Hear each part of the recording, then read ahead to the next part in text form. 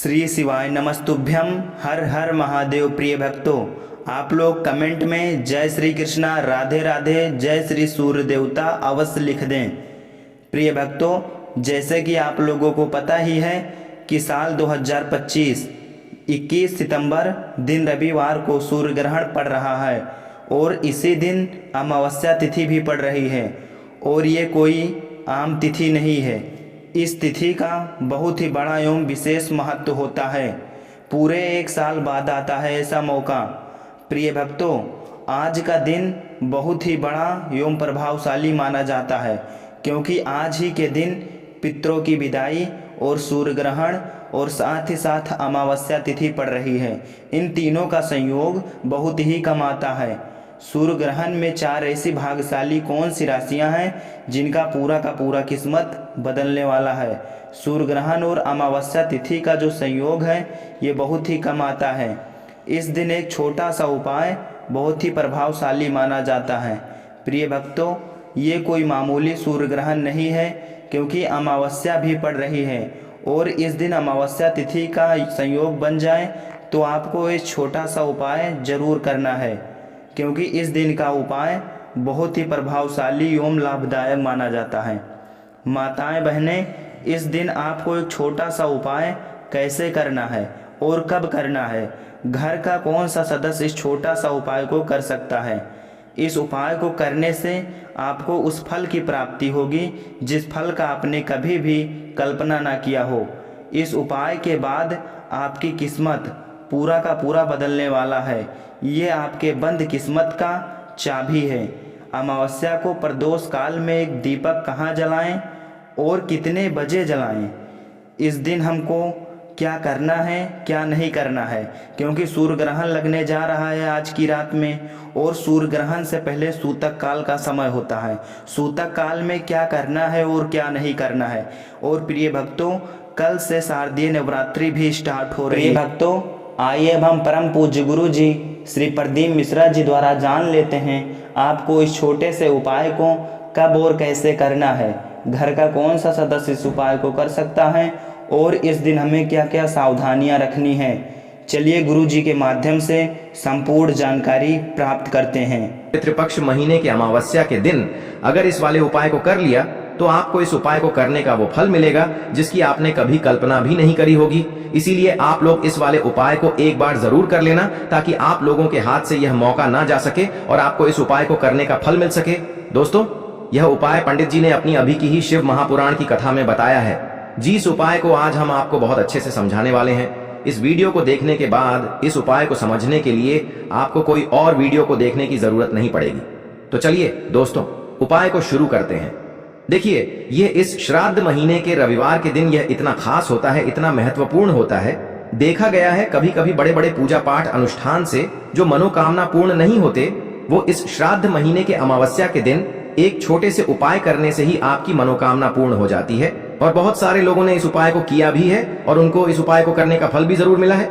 अगर आप लोग भी इस उपाय को रविवार अमावस्या के दिन करना चाहते हैं तो आप इस उपाय को पहले अच्छे से समझ लेना, सुन लेना, उसके बाद करना। आपको इस उपाय का फल जरूर मिलेगा। और इस उपाय को कर लेने से आपके घर में चाहे किसी भी प्रकार की दुख और समस्या क्यों ना चल रही हो, आपको उसका कारण भी नहीं पता है कि भाई यह समस्या किस कारण से चल रही है। उसका कुछ भी कारण हो सकता है, जैसे पितृ दोष हो सकता है या किसी भी तरह का मंगल दोष भी हो सकता है। तो इस दिन आप लोगों को यह वाला उपाय कर लेना है। यह एक ऐसा उपाय है जिस उपाय को अगर किसी विशेष दिन पर किया जाए तो भाई उस विशेष दिन का जो है वह तो हमें मिलता ही मिलता है, पर हमने उस दिन पर इस उपाय को किया है तो हमें उससे भी बड़ा फल मिलता है और फल बहुत जल्दी मिलता है, क्योंकि आप इस उपाय को बहुत ही बड़े और विशेष दिन पर कर रहे हो।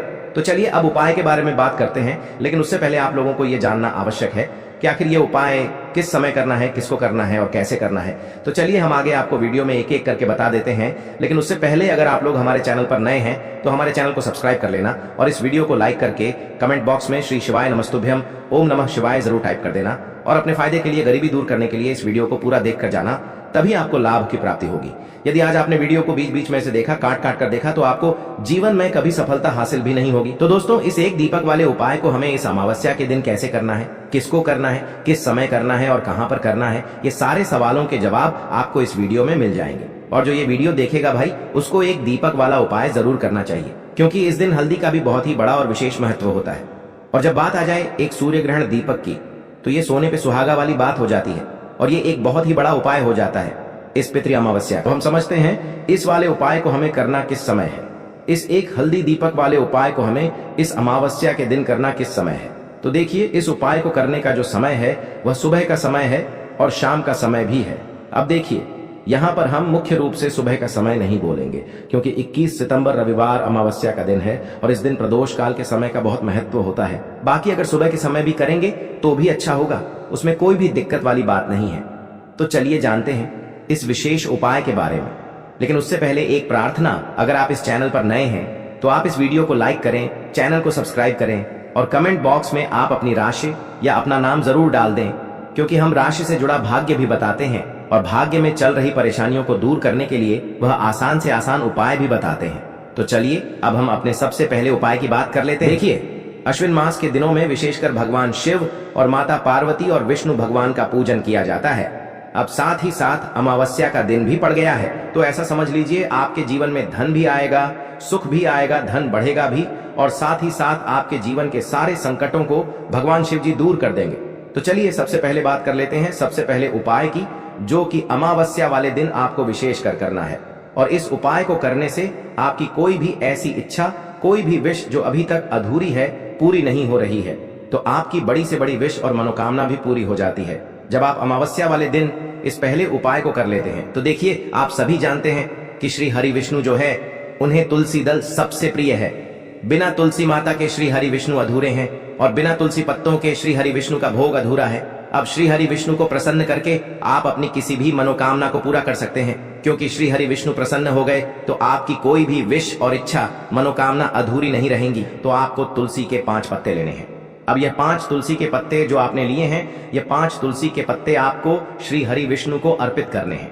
अपने घर के मंदिर में ही ठीक है, ऐसा आपको करना है। आपके घर में श्री हरि विष्णु की कोई मूर्ति है, प्रतिमा है, वहां पर यह 5 तुलसी के पत्ते आप रखें और साथ ही साथ एक देसी घी का दीपक गोल बाती का आपको लगाना है और ओम नमो भगवते वासुदेवाय नमः, इस मंत्र का आपको 11 बार जप करना है। देखो मंत्र कौन सा है, ओम नमो भगवते वासुदेवाय नमः। और फिर श्री हरि विष्णु से अपनी विश, अपनी इच्छा, अपनी मनोकामना कह देना और फिर देखना आपकी विश और इच्छा, जो भी आपकी मनोकामना है, जो भी अपने जीवन में आपको चाहिए, अगर निर्धनता बहुत है, आप अपने घर से गरीबी को दूर करना चाहते हैं, या फिर धन आपका बढ़ता नहीं है, आप चाहते हैं कि आपका धन बढ़े, या फिर आपके घर में फिजूल खर्ची बहुत होती है, पैसा आपके पास नहीं रुकता है, आप चाहते हैं कि पैसा आपके पास रुके, या फिर घर में कोई व्यक्ति ऐसा है जो बहुत बीमार रहता है, या फिर किसी का विवाह नहीं हो पा रहा है, तो जो भी आपकी इच्छा है, जो भी आपके विश है, बस एक बार श्री हरि विष्णु से कह देना, क्योंकि अमावस्या भी इस दिन है, साथ ही साथ साल का सबसे बड़ा दिन है। यह दिन इतना उत्तम है कि जो आप श्री हरि विष्णु से मांग लेंगे, जो उनसे कह देंगे, वह आपकी विश, आपकी मनोकामना को बहुत जल्दी पूरा कर देंगे। तो यह पहला उपाय है। चलिए बात करते हैं दूसरे उपाय की। देखो, यदि आपके जीवन में आर्थिक संकट बहुत अधिक हो रहे हैं, धन की समस्या लगातार जीवन में बनी हुई है, एक एक रुपयों को प्राप्त करने के लिए आपको बहुत अधिक मेहनत कर रहे हैं, तो आज रात्रि में सोने से पहले आपको हो यह एक चमत्कारी दीपक का उपाय अवश्य करना है। या फिर यदि आपका जो व्यापार है, बिजनेस है, दुकान है, वह अच्छे से नहीं चल पा रही है, तो आज रात्रि में इस विशेष दीपक का उपाय आपको अवश्य करना चाहिए। देखो दोस्तों, दीपक हमारे घर में सभी नकारात्मक शक्ति को बाहर करता है। यह उपाय आपको साल में केवल एक बार करने का ही मौका मिलता है। देखिए, इस उपाय के लिए आपको तुलसी जी की जो सूखी लकड़ी होती है उसे ले लेना है। देखिए दोस्तों, यदि आपके पास पुरानी तुलसी जी की लकड़ी है तो उसे आप ले सकते हैं, और यदि आपके घर में तुलसी जी जो लकड़ी है वह सूखी हुई है तो उसकी लकड़ी आप तोड़ करके इस्तेमाल कर सकते हैं। लेकिन आपको ध्यान रखना है कि सूर्यास्त से पहले पहले ही आपको यह जो तुलसी जी की लकड़ी है, इससे अवश्य ही तोड़ लेना है। तो इस उपाय के लिए आपको सबसे पहले तो एक मिट्टी का दीपक लेना होगा, चाहे तो आटे का दीपक भी ले सके, क्योंकि आटे का दीपक सभी दीपक में सर्वोत्तम माना गया है। इस दीपक के अंदर आपको शुद्ध घी का प्रयोग करना होगा और इससे दीपक के अंदर आपने जो तुलसी जी की लकड़ी ली है उसे भी रख देना है। लेकिन ये जो तुलसी जी की लकड़ी है, इसमें आपको चारों तरफ अच्छे से घी लगा लेना है। देखिए, गुरु जी ने बताया है कि जो तुलसी जी की लकड़ी है, यदि आप उपाय करते हैं और बहुत ही शीघ्रता से जल जाती है, तो इसके लिए आपको एक कार्य करना है। आपको थोड़ी सी रुई ले लेनी है और उस रुई को आपने जो तुलसी जी की लकड़ी ली है उस पर अच्छे से चारों तरफ लपेट देनी है। तुलसी जी की लकड़ी के ऊपर रुई लपेटने के बाद इसे आपको पूरा घी के अंदर डुबो लेना है। अब इसे आपको बाती के रूप में प्रयोग करना है। अब दोस्तों, इस दीपक को आपको प्रज्वलित कहाँ करना है? तो इस दीपक को आपको या तो भगवान विष्णु के सामने प्रज्वलित करना होगा, या फिर आपको भगवान श्री राम के सामने प्रज्वलित करना होगा, या फिर भगवान कृष्ण के सामने, यानी कि भगवान विष्णु के जो भी अवतार हैं उनके सामने आप ये दीपक प्रज्वलित कर सकते हैं, या फिर आप इस दीपक को माता तुलसी जी के सामने भी प्रज्वलित कर सकते हैं। पूज्य गुरु जी ने बताया है कि जो भी व्यक्ति इस प्रकार से तुलसी जी की डंडी से यह दीपदान कर देता है उसके जीवन में कभी भी धन की समस्या नहीं होती है। इसीलिए आपको यह पूरे साल में केवल एक बार ही मौका मिलता है। इस उपाय को करके देखना, आपकी सभी इच्छाएं जरूर पूर्ण होंगी। यह जो उपाय है रात्रि में सोने से पहले अब बताते हैं तुलसी के गमले में आपको वह कौन सी चीज डालनी है जिस उपाय को करने से आप अपने जीवन में महाधनी बन जाएंगे।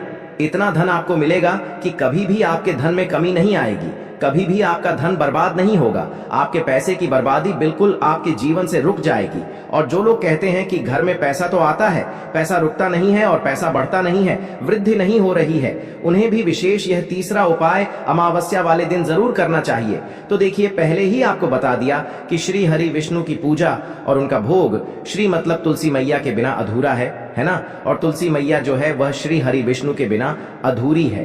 तो देखिए, जब भी आप तुलसी का कोई उपाय करेंगे तो सीधे सीधे आप श्री हरि विष्णु को प्रसन्न कर लेते हैं। अब व्यक्ति को, यानी जो भी व्यक्ति है, किस व्यक्ति को कितना धन देना है यह श्री हरि विष्णु के हाथ में होता है। धन देने का काम माँ लक्ष्मी करती है, जो कि माँ तुलसी का ही एक रूप है। माँ तुलसी जो है यह माता लक्ष्मी का ही स्वरूप है ना?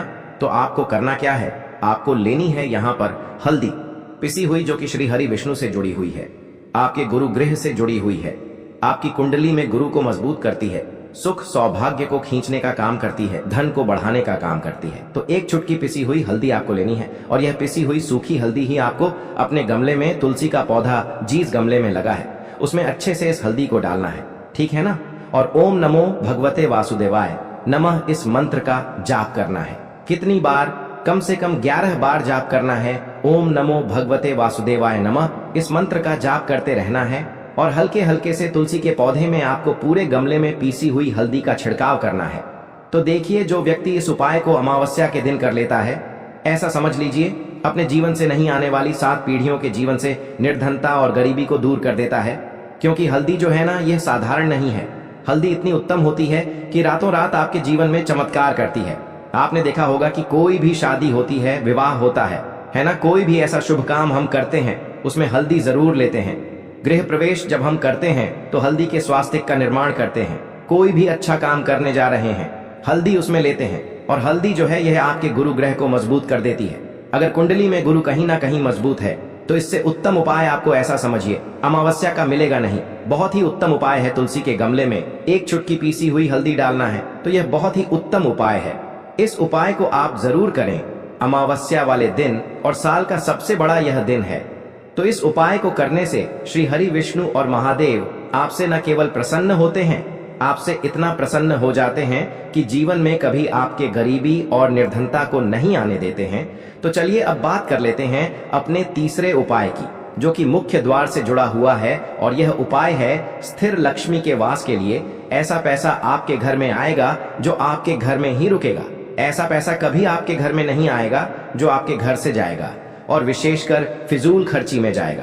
अब आधे से ज्यादा लोगों की यही समस्या होती है कि घर में पैसा तो आता है लेकिन बहुत जल्दी घर से चला जाता है, या फिर फिजूल खर्ची में चला जाता है। तो धन की बर्बादी जिन लोगों के घर में हो रही है उन्हें विशेषकर यह तीसरा उपाय करना है। या जिन लोगों के पास बिल्कुल पैसा आना बंद हो गया है, सर पर लगातार कर्जा बढ़ रहा है, उन्हें भी यह विशेष तीसरा उपाय करना है। तो देखिए, आपको फिर से क्या लेना है? हल्दी लेनी है पीसी हुई, जो कि श्री हरि विष्णु से ही जुड़ी हुई है ना? पीसी हुई हल्दी लेनी है और थोड़ा सा पानी डालकर उसका गाढ़ा गाढ़ा आपको पेस्ट बना लेना है। अब इसी हल्दी से आपको अपने घर में स्वास्तिक बनाने हैं।